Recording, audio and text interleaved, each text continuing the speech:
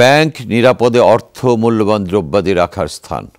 দেশে গত 10 বছরে বিভিন্ন ব্যাংকের 9টি শাখায় ডাকাতি বা ভল্ট ভেঙে লুটের ঘটনা ঘটেছে।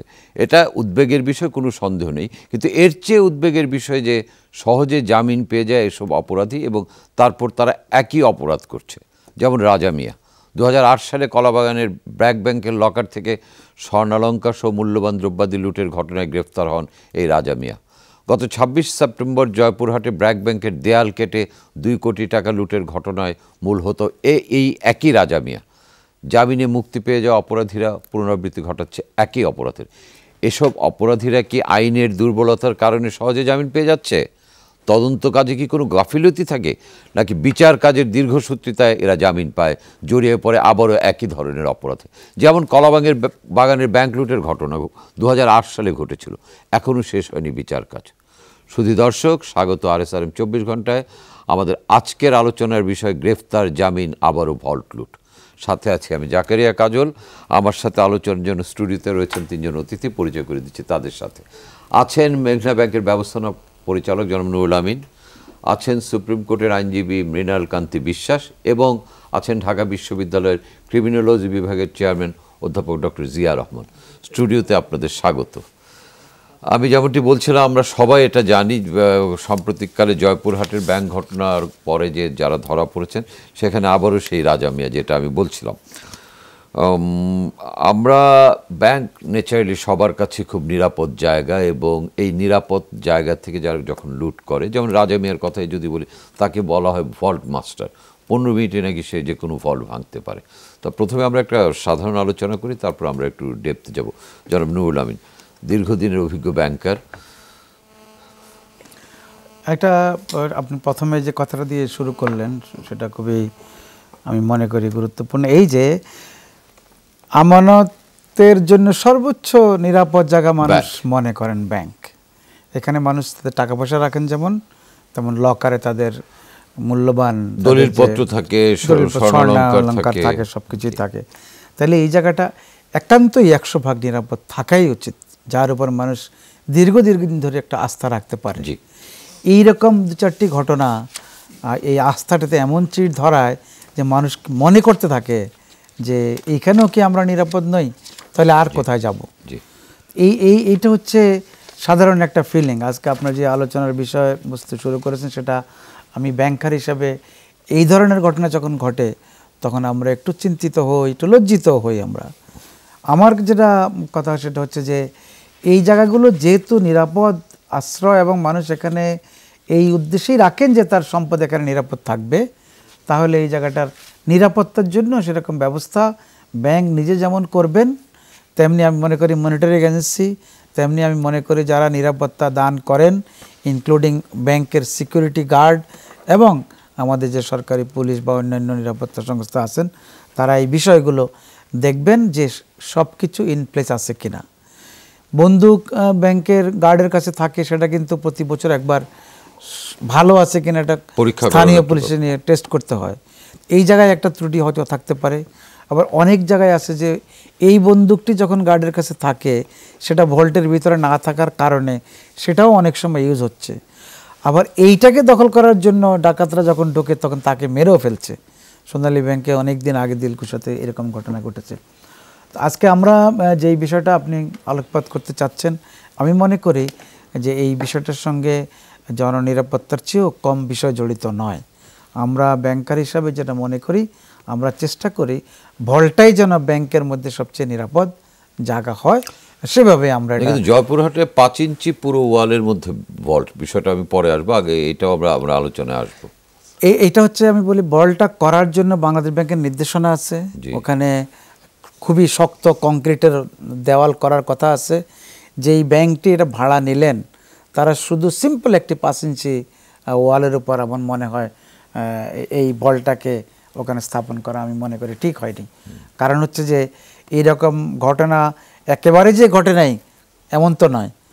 ব্যাংকের নিচ থেকে উঠে আসা, দেওয়াল ভাঙা, উপর থেকে ব্যাংকের ভল্টে ঢোকা, এই সব বিষয়গুলো কিন্তু এর আগে ভল্ট নিয়ে আরও কিছু আলোচনা করব আমরা যখন আসবো। জনাব অ্যাডভোকেট মৃণাল কান্তি বিশ্বাস, যে বিষয়টা আমরা বলছিলাম যে আপনি কীভাবে দেখছেন এই ব্যাংকের ভল্ট লুট এবং ডাকাতি? ব্যাংকে যে আমানত রাখে জনগণ, সেটা ব্যাংকের দায়িত্ব নির্বিঘ্নে রাখা, কিন্তু বাস্তবে মাঝে মাঝেই কিছু কিছু ঘটনা ঘটতেছে। এখানে প্রথম হলো ভল্টের বিষয়, যে ভল্টটা সিকিউরড কনস্ট্রাকশন হইতে হবে according to the instruction of Bangladesh bank.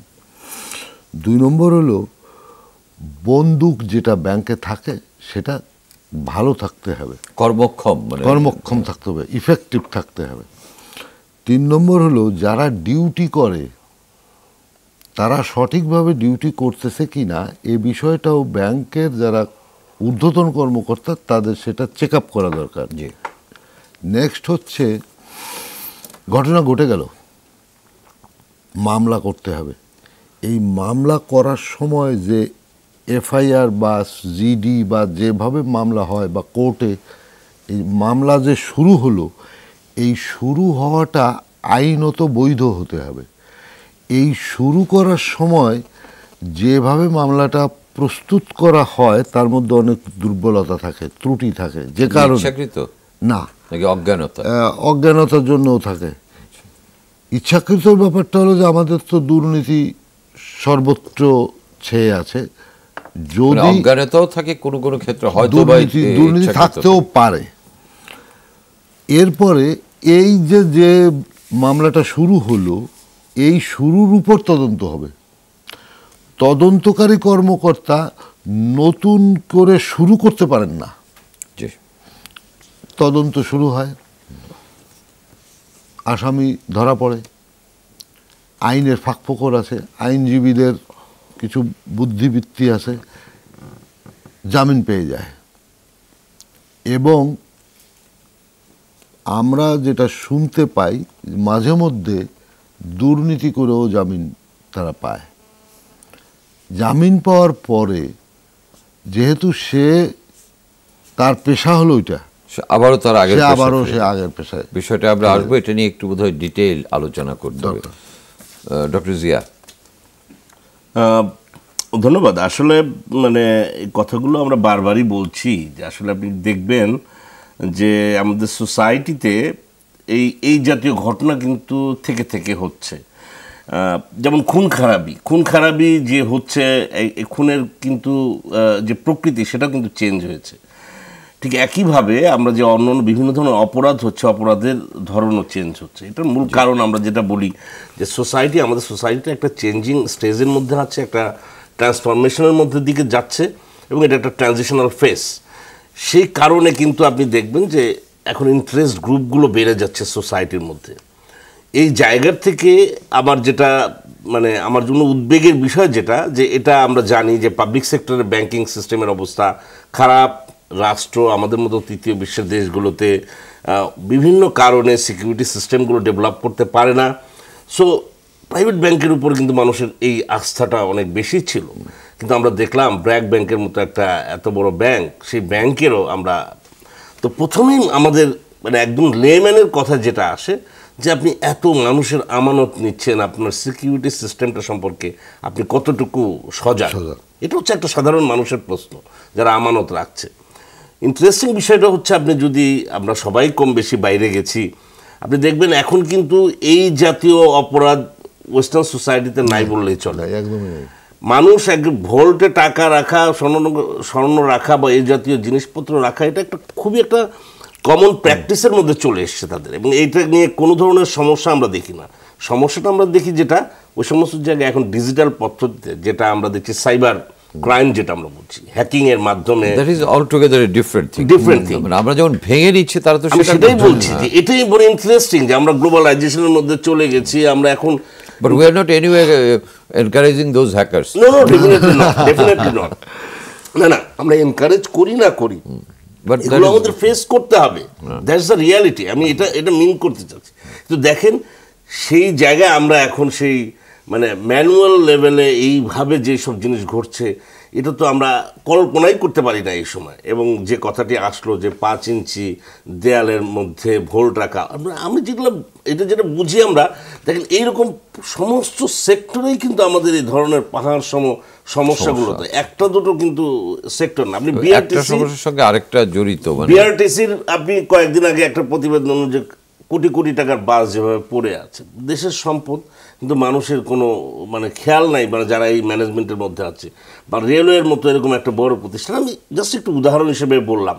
তো আলটিমেটলি আমার মনে হয় যে এখন সময় এসছে যে এই জিনিসগুলো নিয়ে সিরিয়াসলি ভাবা। আমি নিশ্চয়ই আরও ডিটেল পরে আলোচনা করব, কিন্তু আমার কাছে মনে হয়েছে একেবারে প্রথমে যে মানুষের যে জিনিসটি আসে, যে জায়গাটা একেবারে নিরাপদ।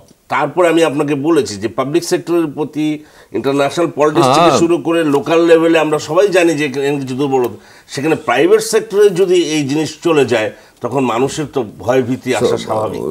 Trust on the private sector, জনাব নুরুল আমিন, এই যে ট্রাস্ট অন প্রাইভেট সেক্টর,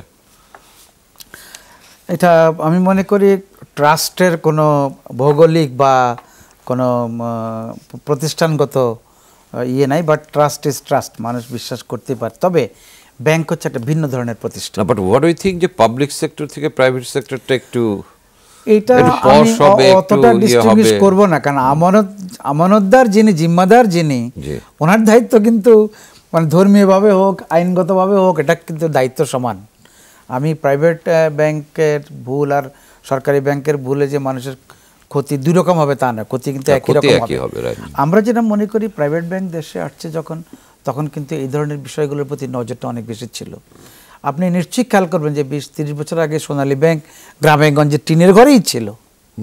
যে কথাটা জিয়া সাহেব বললেন যে এই মানুষের এই মেন্টালিটি বা এই ধরনের ভেঙে টাকা নিয়ে যেতে হবে এইভাবে এই জিনিসটা মোরাল কিছু তো আমাদের এই অবক্ষয় হয়েছে। আমি যেটা বলি প্রাইভেট ব্যাংকগুলোর খুব খুব ত্রুটি যে আছে তা নয়, কিন্তু এই ধরনের এক্সেপশন ঘটে যাওয়া কিন্তু আমাদের জন্য খুবই লজ্জার বিষয়।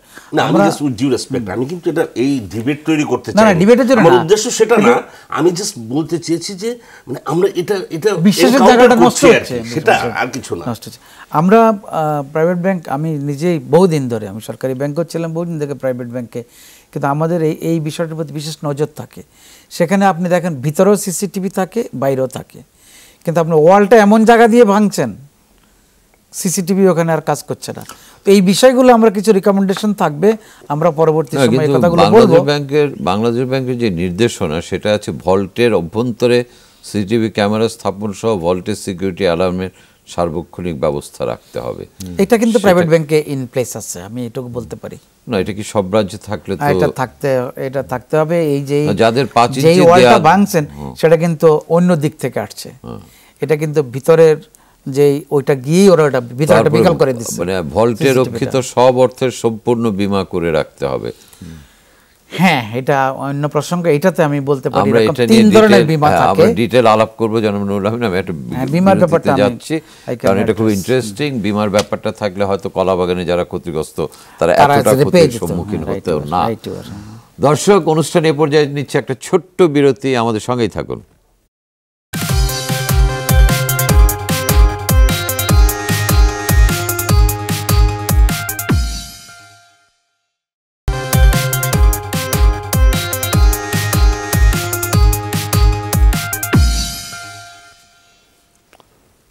আবারও আমন্ত্রণ RSRM 24 ঘন্টা অনুষ্ঠানে। আমাদের আজকের আলোচনার বিষয় গ্রেফতার, জামিন, আবারও ভল্ট লুট। আমি আলাপ করছিলাম জনাব নুরুল আমিন আপনার সঙ্গে যে ব্যাংকের ভল্টের যে সিকিউরিটির কথা বলেছে। বাংলাদেশ ব্যাংকের যে 3টা নির্দেশনা আছে, একটা তো আছে যে আপনি যেটা বললেন যে ব্যাংক সিসিটিভি থাকতে হবে, অ্যালার্ম থাকতে হবে এবং এটা নিরবিচ্ছিন্ন থাকতে হবে, ফায়ার এক্সটিংগুইশার থাকতে হবে, বিশেষভাবে সুরক্ষিত করার জন্য ইস্পাত বেষ্টনী নির্মাণ সহ ভল্টের সিকিউরিটি টেস্টের দরজা স্থাপন করতে হবে, মেঝে ও ছাদ সহ ভল্টের চারপাশে নির্মিত দেয়ালের নিরাপত্তার বিষয়টি পুরো প্রকৌশলীর কাছ থেকে প্রত্যায়িত হতে হবে। নম্বর 3 হচ্ছে ভল্টে রক্ষিত সব অর্থের সম্পূর্ণ বীমা করে রাখতে হবে। প্রথম বিষয়টি সেটা হচ্ছে যে এই সার্কুলারটি হচ্ছে জানুয়ারি 14 সালের, তার আগে ময়মনসিংহে একটি জানুয়ারি 27 টু বি ভেরি অ্যাকুরেট 2014। তো সেটা একটা ঘটনার প্রেক্ষিতে সার্কুলেট। It's okay. আমরা যেটা ভল্ট রুমগুলো আমরা যেভাবে করেছি প্রাইভেট ব্যাংক বা আমি নিজে যে তত্ত্বাবধানে, সেটা হচ্ছে আমরা ফুললি মানে খুব ভালো কংক্রিটের ঢালাই দিয়ে ভালো করে আমরা এটা করেছি। অনেক ক্ষেত্রেই আগের ব্রাঞ্চগুলোতে ইস্পাত বেষ্টনী দেওয়া হয়নি, বাট নতুনগুলোর ক্ষেত্রে এটা যখন বাড়ি ভাড়া নেওয়া হয় তখন করা হচ্ছে।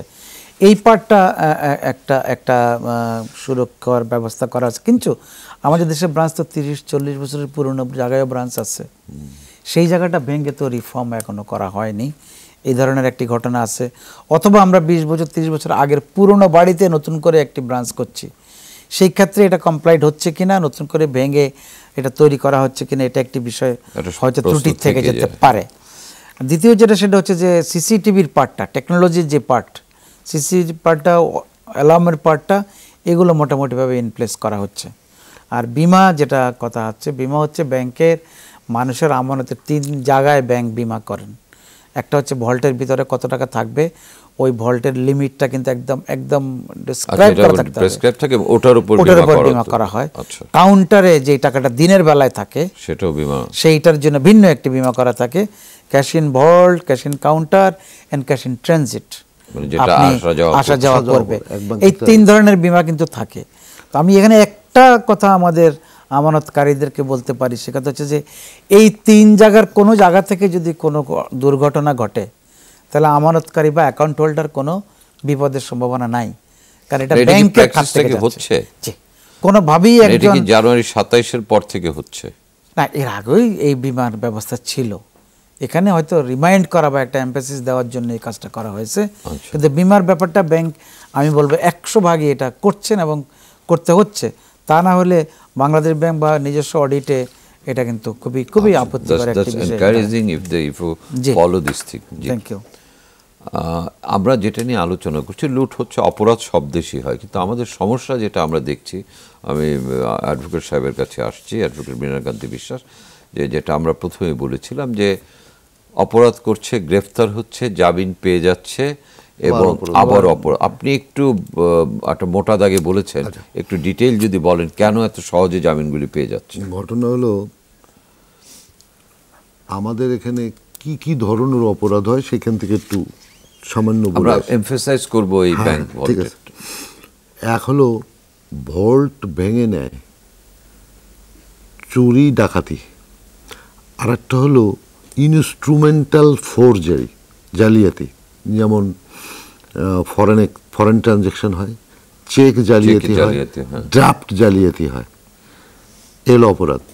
এছাড়া যে আমাদের স্যার বলছিলেন যে সাইবার ক্রাইম হচ্ছে, তো এই যে 3 ধরনের অপরাধের কথা আমি বললাম, 3 ধরনের অপরাধে ভিন্ন ভিন্ন মামলা হয়।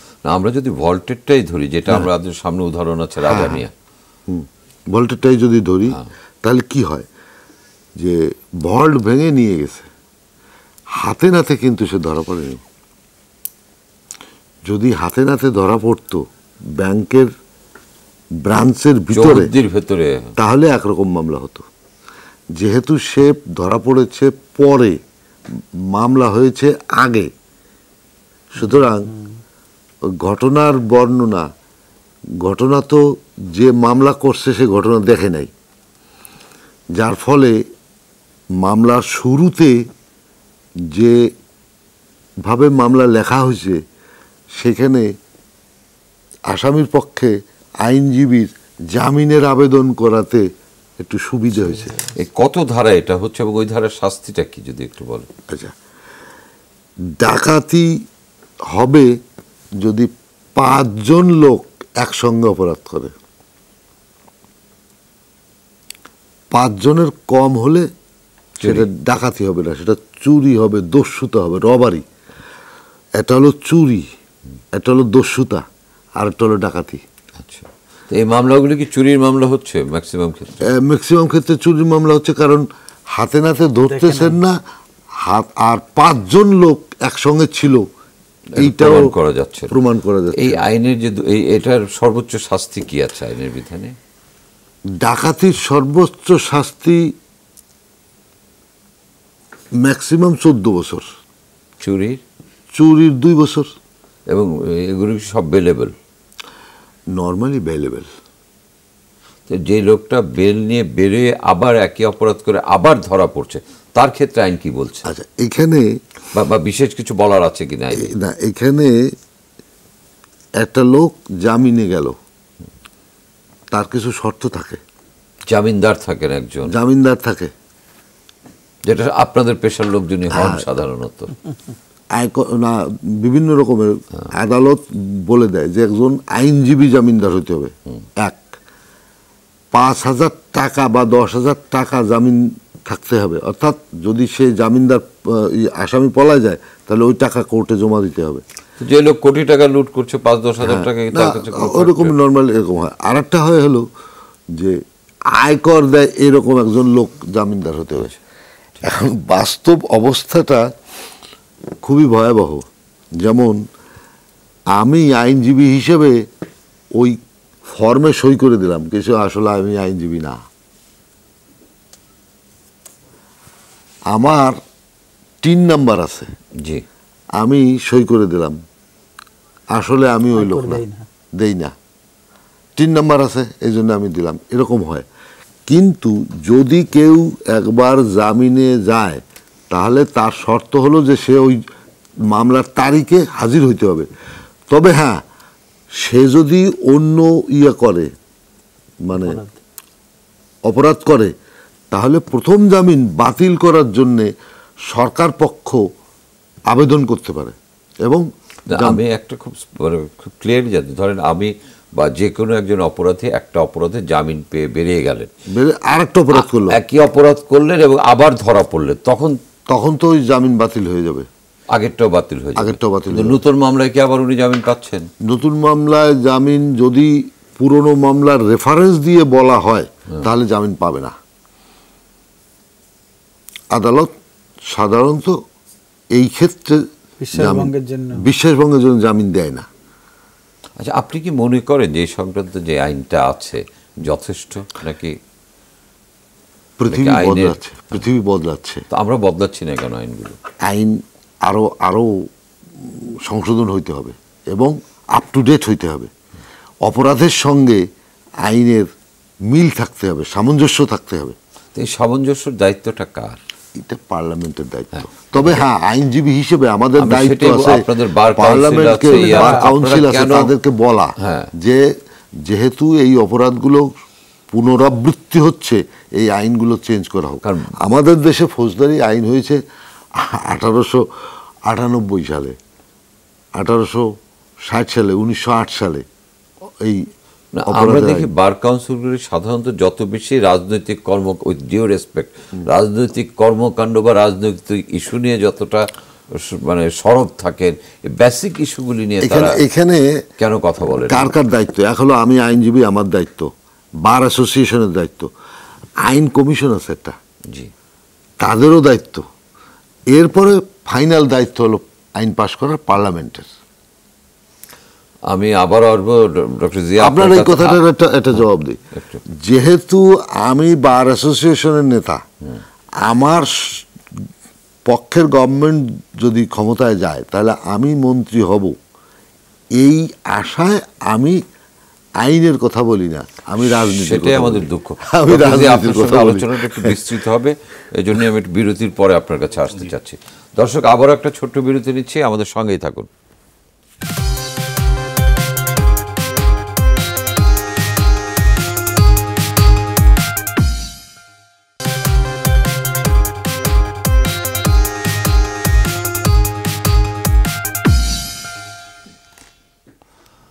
আরও একবার আমন্ত্রণ RSRM 24 ঘন্টায়। আজকের আলোচনার বিষয় গ্রেফতার, জামিন, আবারও ফল্ট। ডক্টর জিয়া, আপনার কাছে যেটা বলছিলাম আমরা আলোচনা, যে এটা আসলে কেন হচ্ছে এরকম, কি বিষয়গুলো কি, কিভাবে এটা আমরা ম্যানেজ করতে পারি? দুর্বলতা, যেমন আমি প্রথমেই আপনাকে একটি কথা বলেছিলাম যে যেটি কিনা একেবারে লেম্যানের কথা, যে সিকিউরিটি সিস্টেমটা এটা যার এখন আমাদের যে পপুলেশন, যে ডেন্সিটি, আমাদের যে আরবানাইজেশনের প্যাটার্ন, এতে কিন্তু প্রত্যেকটা অর্গানাইজেশন সরকারের পক্ষে কিন্তু এটা সম্ভব না। এটা হচ্ছে ফার্স্ট কথা। এই প্রতিটা অর্গানাইজেশন কিন্তু আমাদের এখানে একটি ঐতিহাসিক দুর্বলতা আছে, যেটিকে আমরা সাংস্কৃতিক দুর্বলতা বলি। আপনি দেখবেন যে কথাটি এসছিল যে বিমা করার ব্যাপার, প্রতিটা জায়গায় কিন্তু আপনি দেখবেন একটা আলগা ভাব আছে। এটা কিন্তু আমরা একটা লিগেসি বহন করছি। হ্যাঁ, আমরা গাড়ির বীমার সময় যে পৃথিবীর কোনো জায়গায় দেখবেন না যে কোনো কিছু করতে গেলে আর একটা আপনার ওইটা আছে কিনা সেটা আপনার প্রিরিকুইজিট হিসেবে দেখা হয়। আমাদের এখানে কিন্তু ঠিক একইভাবে বাংলাদেশ ব্যাংক হয়তো, আমি উইথ ডিউ রেসপেক্ট, আমি কোনো মানে ইন্ডিভিজুয়াল কেস বলছি না, আমি একটা ট্রেন্ডের কথা বলছি যে বাংলাদেশ, এবং এটা সব সেক্টরেই আছে কম বেশি, বাংলাদেশ ব্যাংক হয়তো করে দিয়েছে এটা এটা থাকতে হবে, এটা আপনি খোঁজ নিয়ে যে দেখেন, সরজমিনে যে দেখেন কতজন মানে কয়টা প্রতিষ্ঠান এগুলো মানছে, কিংবা বাংলাদেশ ব্যাংকই সেটা কতটুকু রেগুলেটরি তার যে মেকানিজমটা তার কতটুকু, অর্থাৎ আমরা যেটা দেখছি বারবার বলছি পলিসি আছে, এক্সিকিউশন নাই। এটা হচ্ছে প্রথম দুর্বলতা। মেইন যে ফান্ডামেন্টাল দুর্বলতাটা যেটা আমরা একেবারে এই জাতীয় অপরাধের সাথে আমরা সবসময় বলছি, সেটি হচ্ছে ক্রিমিনাল জাস্টিস সিস্টেম যেটা আমরা বলি, এবং আমরা বলি যে তিনটি বিষয় নিয়ে ক্রিমিনাল জাস্টিস সিস্টেম, একটি হচ্ছে পুলিশ, আরেকটি হচ্ছে কোর্ট, আর একটি হচ্ছে কারেকশন বা প্রিজন। ইন্টারেস্টিংলি আপনি দেখবেন একটার সাথে আরেকটা কিন্তু খুবই, আপনি এর মধ্যে অনেক প্রশ্ন করেছেন, এগুলো কিন্তু প্রত্যেকটার সাথে রিলেটেড। পুলিশ যখন এফআইআর দিবে, সে যদি আমাদের উপনিবেশিক পুলিশ হয়, সে যদি করাপ্টেড পুলিশ হয়, আইন তো উপনিবেশিক, সে যদি এক্স্যাক্টলি আমি আসছি, তার আইন যদি সেই উপনিবেশিক আইন থাকে, তার যদি জবাবদিহিতা না থাকে, তার কাজ যদি প্রতি মুহূর্ত আমাদের সব ভিআইপিদের জন্য বরাদ্দ রাখা থাকে, তাহলে সে এই ধরনের কাজগুলো, আর সে যদি করাপ্ট হয়, পলিটিসাইজ হয়, তাহলে তো আপনি বুঝতে, এই পুরো চিত্রটাই কিন্তু আমাদের পুলিশ বাহিনীর মধ্যে কম বেশি আলোচনা হয়। ডেফিনেটলি আমরা অনেক ইমপ্রুভমেন্ট দেখছি পুলিশের, এবং সেটাও কিন্তু আশাবাদী সংকট আছে, এটাও সত্য, জনবল সংকট। তো কাজেই আমি বলবো যে এই জায়গাগুলোতে ফোকাস করতে হবে। আপনি যখন একটা বিষয় নিয়ে কথা বলবেন, সেই জায়গাগুলোতে ফোকাস না করলে, আমি আজকে কথা বলে গেলাম, কালকে এটা নিয়ে যদি আমরা আর একটা বড় ঘটনার জন্য ওয়েট করতে থাকি, তাহলে তো একটা রেমেডিটা আসবে না। সব পুলিশের এখন এই পুলিশ এফআইআর যখন দিচ্ছে, দেখেন এই যে আবার এরপরে আসবে কোর্টে, তার ওই দুর্বলতা থাকলে কোর্টের মধ্যে এসে কিন্তু সে জামিন পাওয়াটা, যেটা নিয়ে আমরা বারবার বলছি। সো আপনি ওখান থেকে যেই রকমভাবে আপনি এফআইআর করবেন, চার্জশিটটা দিবেন, সেভাবে এটা চুরি আর ডাকাতিটা না হয়ে সেটা চুরি হয়ে যাবে। সো আলটিমেটলি দেখা যাবে যে কোর্ট সিস্টেম সেটা ইনফ্লুয়েন্স করছে। আর তারপর এই কোর্ট নিয়ে তো আমরা বারবার কথা বলছি, জাস্টিস ডিলেড, জাস্টিস ডিনাইড, এগুলো নিয়ে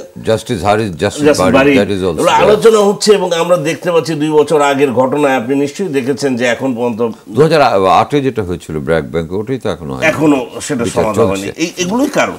ঠিক একইভাবে কারেকশন জায়গা আপনি যে প্রিজনের অবস্থাটা দেখেন যে কি অবস্থার মধ্যে আছে। আমি এটা একটু ইন্টারেস্টিং মনে হলো আমার কাছে, আপনি বললেন কোর্ট, পুলিশ, কারেকশন আর প্রিজন। ডু ইউ থিঙ্ক যে আমাদের প্রিজন কারেকশন, আমি তো মনে করি আমাদের প্রিজনে গেলে মানুষের অপরাধী হয়ে বেরোয়। আমি সেটাই বলছি, এবং এটাকে কিন্তু ওয়েস্ট এই কারণে তারা কারেকশন বলছে।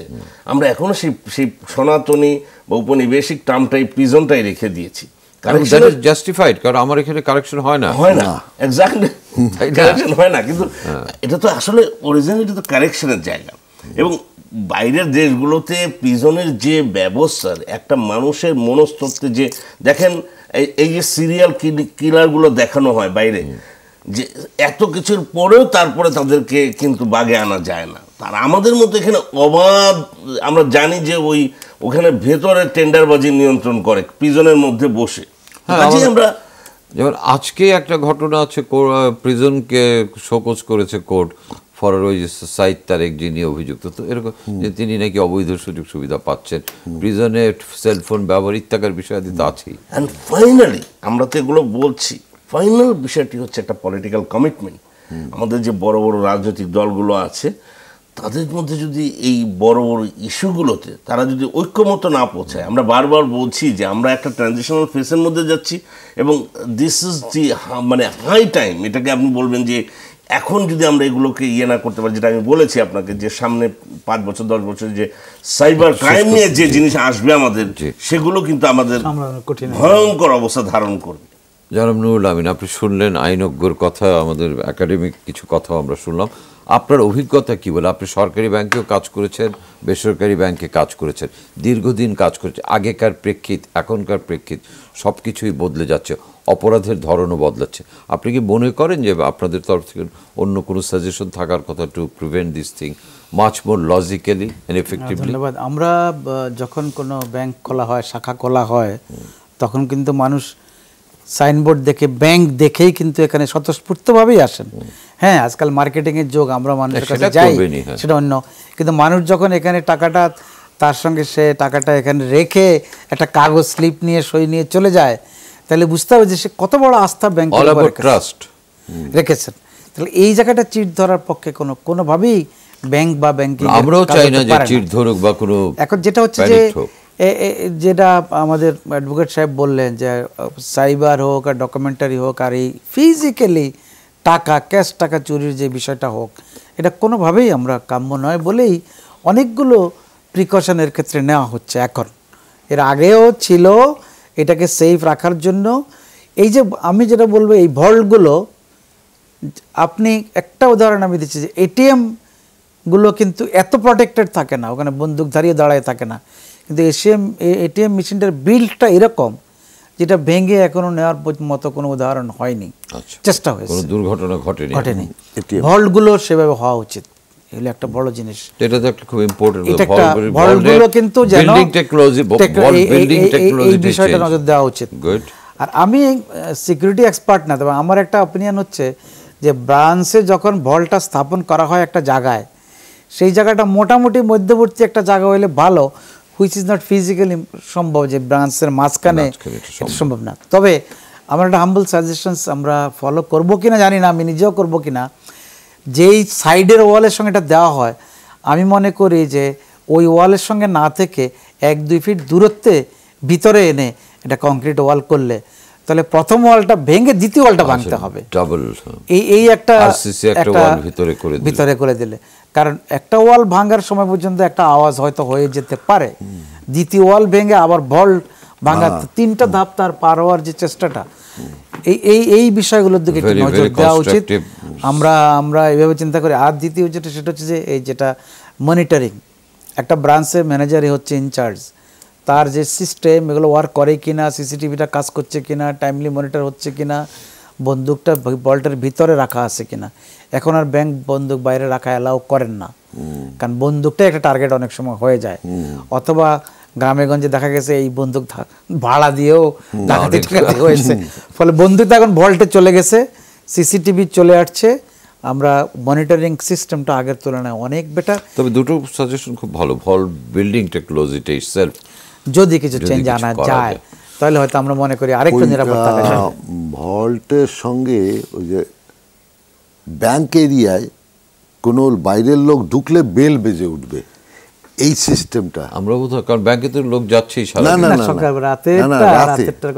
রাতে, মানে ব্যাংক যখন বন্ধ হয়ে গেল, ব্যাংকের কর্মচারীরা সব চলে গেল, শুধুমাত্র ব্যাংকের দারোয়ান থাকলো, কিন্তু তার হাতে বন্দুক নাই, বন্দুক থাকলো ভল্টের মধ্যে। এটা খুবই ভালো প্রস্তাব। তবে হয় কি, ইলেকট্রিসিটি একটা যোগাযোগ বাইরে আছে, আপনার বাড়িও আপনি কিন্তু সিকিউর করে আপনার মোবাইলে ক্রিং ক্রিং করে বেজে উঠবে। আমাদের দেশে এই টেকনোলজিটা এখনো হয়নি। এই সিস্টেমটা চালু করতে পারলে বাইরের যে কোনো লোক ওই আপনার কাছে আবার পার্টিকুলারলি আবারও যে প্রশ্নটা, যে এই যে বেরিয়ে যাচ্ছে, জামিন পাচ্ছে, বেরিয়ে যাচ্ছে, এই বিষয়টাকে আমরা কিভাবে ফুল প্রুফ করতে পারি? এখানে ঘটনা হলো, পৃথিবী প্রতি মুহূর্তে বদলাচ্ছে।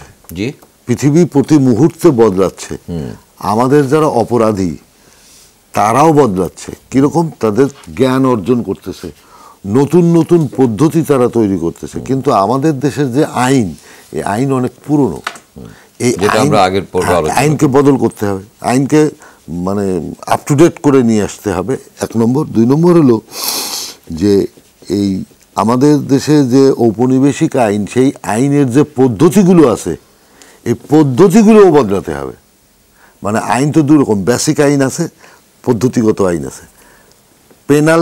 পেনাল্টি, আপনি এই অপরাধ করলে পেনাল্টি হবে, পেনাল্টি হওয়ার পরে আপনার বিরুদ্ধে মামলা হবে। মামলা কোথায় করবেন, কোন জায়গা দিয়ে করবেন, এবং মামলা করলে কোর্ট কি করবে, এগুলো হলো পদ্ধতি। আপনি যেহেতু ব্যাংক সংক্রান্ত বিষয়ে অভিজ্ঞ আইনগত দিকটা, এই জন্যই বারবার আপনার কাছে ফিরে আসা। আমি আবারও ফিরে আসবো ডক্টর জি, আপনার কাছেও আসবো। আমরা একটা ছোট্ট বিরতি নেব। দর্শক, অনুষ্ঠানে আবারও একটা ছোট্ট বিরতি নিচ্ছি, আমাদের সঙ্গেই থাকুন।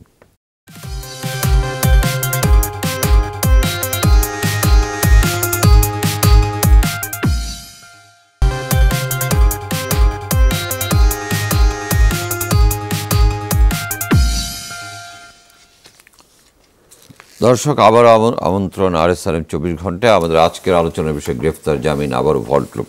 ডক্টর জিয়া, আপনার কাছে যেটা খুব সহজে জবাব দেবেন, সহজ প্রশ্ন, এই যে সহজে জামিন পেয়ে যাচ্ছে, আমি এই জন্যই বারবার সহজ বলছি, এই সহজে জামিন পেয়ে যাওয়াটা ব্যাংক লুট আমরা আজকের বিষয়, এটা কি উৎসাহিত করছে না প্রকারান্তরে এই একই অপরাধ করতে? অফকোর্স, মানে এটা তো একটা কিউমুলেটিভ মানে একটা এফেক্ট। আপনার এটা সব সেক্টরেই কিন্তু এই জিনিসের এফেক্ট আছে, শুধুমাত্র পার্টিকুলারলি আপনি এই জায়গাটা স্পেসিফিকলি মানে এই মানে কোর্ট সিস্টেমটা তো অনেক বিষয়ের সাথে জড়িত। তো আলটিমেটলি আপনার এই ভল্ট ব্যাংক থেকে শুরু করে কিলিং থেকে শুরু করে রেপ থেকে শুরু করে প্রত্যেকটা জায়গায় কিন্তু আপনি দেখবেন যে এই এফেক্টগুলো, এই যে জামিনের যে সিস্টেমটা, যে কথাটা আমরা বারবার বলছি যে আইনের রিফর্ম করা দরকার। একইভাবে পুলিশের আইন আপনি দেখেন, ল রিফর্ম কমিশনও কিন্তু একটা কমিশন আছে, এবং আমরা পুলিশের ক্ষেত্রে দেখেছি যে 11টা কমিশন তারা এটা রিপোর্ট দিয়েছে, আমরা এই পর্যন্ত সেটার আলো দেখিনি। আর 1861-এর যে সেই পুলিশ অ্যাক্ট দিয়ে চলছে, এখনও কিন্তু আমরা তাই চলছি, সেভাবেই চলছি। তো আলটিমেটলি আমি যেটা প্রথমে আপনাকে বলেছিলাম যে আমাদের কিন্তু সামনে আরও মানে এক্সুবারেন্ট আপনার ভার্সাটাইল আপনার টাইপস অফ ক্রাইম আমাদেরকে এনকাউন্টার করতে হবে, কারণ সোসাইটি কিন্তু আমরা যে জায়গায় আমরা কিন্তু উন্নত বিশ্বের সমস্ত ইনগ্রেডিয়েন্ট নিয়ে নিয়েছি। ক্রাইম যে গতিতে আগাচ্ছে, আমার ল সেই গতিতে আগাচ্ছে না।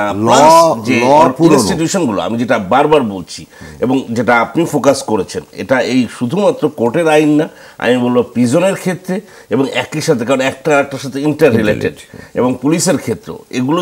এবং এটাই কিন্তু আলটিমেটলি আমরা অফ ইয়ারের সময় কথা বলছিলাম, এ সম্পর্কে আমি অনেক জায়গায় বলেছি যে বিচারহীনতার সংস্কৃতি যদি আপনি তৈরি করেন সোসাইটি, খুব ক্ষতি, এটা ইন্ডিভিজুয়াল এটা এনকারেজ হবে। মানে এত সহজে আপনি একটা অপরাধ করে পার পাওয়া যায় এবং আপনি একটা মানুষকে কিনে ফেলতে পারেন, বা আপনি নিজে এনকারেজ, আপনি এত বড় অপরাধ করে আপনার কোনো কিছু হচ্ছে না, একেবারে সিম্পল কথা। এবং সেটা যেটা কিভাবে হচ্ছে সেই কথাটাই আমরা আলোচনা করি। বিচারটা দ্রুত হইতে হবে। আমি আপনার কাছে আসবো জনমনুল, আমাদের শেষ করতে হবে। আমি শেষ করতে চাই, আমরা যদিও ব্যাংক ভল্ট নিয়ে আলোচনা করছি, কিন্তু প্রতিটা ক্ষেত্রেই কিন্তু একই ঘটনা, যেমনটি ডক্টর জিয়া বলছিলেন। আমরা আশাবাদী কথা দিয়ে যদি শেষ করতে চাই, কি সাজেশন থাকবে আপনার? হ্যাঁ, ধন্যবাদ। আমরা সব মানুষ আশাবাদী হতেই হবে, না তার বেঁচে থাকা কঠিন। আমরা মনে করি যে যেই ফেজটা, যেই ঘটনাটা ঘটে যাচ্ছে, এটা থেকে শিক্ষা নিয়ে যেন এটা রিপিট না হয়, এটার জন্য যারা যারা কনসার্ন, সংশ্লিষ্ট, তারা যেন যত্নবান হন এবং এই দায়িত্বগুলো পালন করেন। বাংলাদেশ ব্যাংক শুধু সার্কুলার দিয়েই যেন ক্ষান্ত না হন, উনি মনিটর করেন। ব্যাংকগুলো সার্কুলার অনুযায়ী যেন এটাকে ইমপ্লিমেন্ট করেন, টপ ম্যানেজমেন্ট থেকে এখন যে প্রাইভেট ব্যাংকের বা অন্য ব্যাংকের বোর্ড থেকে যেন এটা তদারকি করা হয়। সর্বোপরি মানুষের জিম্মাদারি, আমানতকে যেন সিকিউর করা যায়, এর জন্য যত ব্যবস্থা আছে সেটা নেওয়ার জন্য সচেষ্ট হতে হবে। জি, এইটাই হচ্ছে মূল কথা। অ্যাডভোকেট মৃণালকান্তি বিশ্বাস, আপনার কাছে একই প্রশ্ন। দ্রুত আইন পরিবর্তন করতে হবে। আমাদের তো একটা দ্রুত বিচার আইন আছে, সেটাই কি এগুলো ইনকর্পোরেট করা যায় না? ওই বিচারের আইনের মধ্যে শিডিউল করা আছে যে কোন কোন অপরাধ কোন বিচারে যাবে। আমার কথা হলো যে আপনি যদি দ্রুত পদ্ধতিতে দ্রুত বিচার করে সাজা না দেন অপরাধের, তাহলে অপরাধীরা উৎসাহিত হয়, এবং যারা অপরাধ করে না তারা যখন দেখে যে একটা লোক অপরাধ করে দীর্ঘদিন তার সাজা হয় না এবং একসময় সে জামিন পেয়ে যায়, জামিন পেয়ে সে একই অপরাধ করে, জামিন পেয়ে সে পলায়ে চলে যায়, তাহলে কি হয়, সেও উৎসাহিত হয়। সেজন্য দ্রুত আইন করতে হবে, পদ্ধতি সংক্ষিপ্ত করতে হবে, এবং যত দ্রুত সম্ভব একটা লোকের সাজা দিতে হবে। এবং বাংলাদেশ ওয়ে যে আমরা যেটা বলছি দিতে হবে, করতে হবে, এইটা পার্লামেন্ট ছাড়া তো আইন পাশ করতে পারবে না। তবে হ্যাঁ, আইন পাশ করে দিয়ে আইনের মধ্যে যদি কাউকে বলা হয় যে অমুক এই ইয়ে করতে পারবে, পদ্ধতিটা তৈরি করতে পারবে, তাহলে সে পারবে। তবে পার্লামেন্ট হচ্ছে চূড়ান্ত জায়গা। আইন করতে হলে পার্লামেন্টে আপনাকে যেতেই হবে।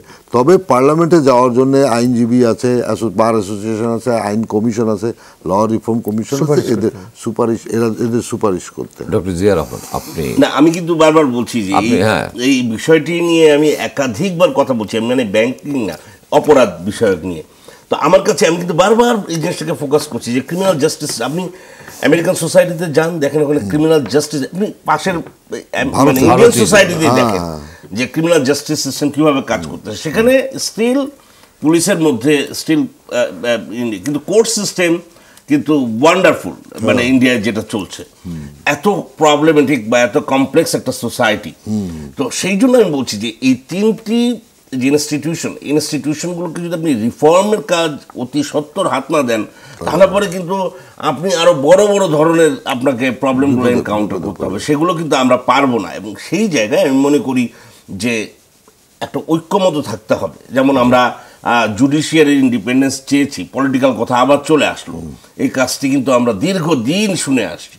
আমরা দেখেছি যে বিশেষ ক্ষমতা আইন এটা একটা সময় করা হয়েছিল, কিন্তু প্রতিটি গভর্নমেন্ট এটার সুবিধা ভোগ করেছে, কিন্তু এটাকে কেউ চেঞ্জ করে। আলটিমেটলি পলিটিক্স কিন্তু উইন্স। একটা যে কথাবার্তা বলতে গেলে আমরা রাজনৈতিক আলটিমেটলি পলিসি মেকার, রাষ্ট্র যারা চালায়, পলিটিশিয়ানস, তাদেরকে কিন্তু এই জায়গাগুলোকে গুরুত্বপূর্ণ দায়িত্ব নিতে। ডেফিনেটলি ইন্ডিভিজুয়াল লেভেল যেগুলো আছে, আমরা যেটা বারবার বলছি, ইনস্টিটিউশন তাদের অর্গানাইজেশন তাদের ইন্টারেস্ট। এখানে একজন ব্যাংকার আছেন, নিশ্চয়ই উনি ওনার ব্যাংকে এই ঘটনার পর থেকে উনি অনেক অ্যালার্ট হবেন, তার ইন্টারেস্টে কিন্তু হবেন, যেহেতু এটা প্রাইভেট সেক্টর, তার প্রফিটটা তার কাছে খুবই ইম্পর্টেন্ট, তার গুডউইলটা, ব্র্যান্ডটা খুবই important, branding is very important. কাজেই সেই জায়গায় কিন্তু তারা কিন্তু এটা করবে, আমি মোর দেন শিওর যে তারা এখানে বসে থাকবে না, এবং তাদের এই মেকানিজমটা কিন্তু সেরকম। কিন্তু আমরা ফান্ডামেন্টাল জায়গাগুলো যেগুলো কথা বলছি, সেই জায়গাগুলোতে কিন্তু ওনাদের কিছু করার নেই। সেই জায়গাগুলো আলটিমেটলি আমাদের পলিসি মেকার সাহেব বলছিলেন যে পলিসি মেকারদের করতে হবে, রিফর্মগুলি করতে হবে। আসলে ল রিফর্মের কাজটা বোধহয়, যেটা আমি যে উদাহরণটা দিলাম কলাবাগানের কেসের, এখনো মানে বিচার শেষ হয়নি। বিচার হয় না, কারণ আছে বিচারের পদ্ধতিতে এত দীর্ঘ, কারণ সাক্ষী আসতে হবে, সাক্ষী আসলো না, সে একটা টাইম পিটিশন দিল, তখন সে টাইম পেয়ে যায়। এই পদ্ধতিটাকে সংক্ষিপ্ত করতে হবে, এবং এই পদ্ধতি সংক্ষিপ্ত করতে পারবে পার্লামেন্ট।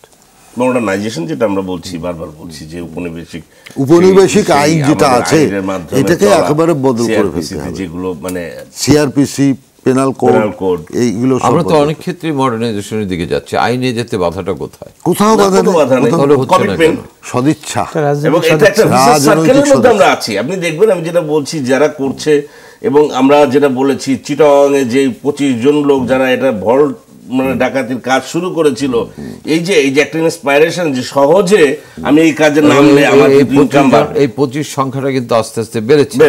মানে যখন দেখলো যে কিছুই হয় না, যেমনটি বলছিলাম, আসলে মানে অপরাধের বিচার না হলে অপরাধের বিচার না হলে অপরাধ উৎসাহিত হয়, এবং রাজনৈতিক সদিচ্ছা ছাড়া আইন পরিবর্তন। জনাব নুরুল আমিনও কিন্তু রাজনৈতিক সদিচ্ছার কথা বলছিলেন, আপনিও বলছেন, ডক্টর জিয়াও বলছেন। আমরা আজকের আলোচনায় যেটা আমার কাছে মনে হচ্ছে, খালি ব্যাংক এই ভল্ট লুটের ঘটনা না, প্রতিটি অপরাধের ক্ষেত্রে বোধহয় আইনের পরিবর্তনগুলো ভীষণ যে জরুরি, এটা আমরা একমত হলাম। এবং আমাদের আইন ল রিফর্ম একটা কমিশন আছেন, তারাও বোধহয় এগুলো ছোট ছোট জিনিস, কিন্তু প্রত্যেকটা বিষয় বোধহয় গুরুত্ব দিতে পারে। পার্টিকুলারলি ব্যাংকের ব্যাপারে আমরা আজকে একটা নতুন তথ্য, যেটা ডক্টর নুরুল আমিন সাহেব বললেন, যে ওয়ার্ল্ড বিল্ডিং টেকনোলজিটা যদি চেঞ্জ করা যায়, লাইক, তো আমরা আশা করব কংক্রিট, মানে উনি যেটা বলে যেগুলো যাতে anybody can go and just break it, এরকম কিছু যাতে না হয়। তবে সবচেয়ে আগে দরকার আইনের পরিবর্তন, যাতে আইনকে যুগোপযোগী করা, যাতে অপরাধীরা ভীত হয়, অপরাধীরা উৎসাহিত না হয়। আপনাদের সবাইকে ধন্যবাদ। দর্শক, আজকের মতো এখানেই শেষ করছি। আবার দেখা হবে আগামীকাল RSRM 24 ঘন্টা অনুষ্ঠানে নতুন কোনো অতিথির সাথে, নতুন কোনো বিষয় নিয়ে। এতক্ষণ আমাদের সাথে থাকার জন্য সবাইকে ধন্যবাদ।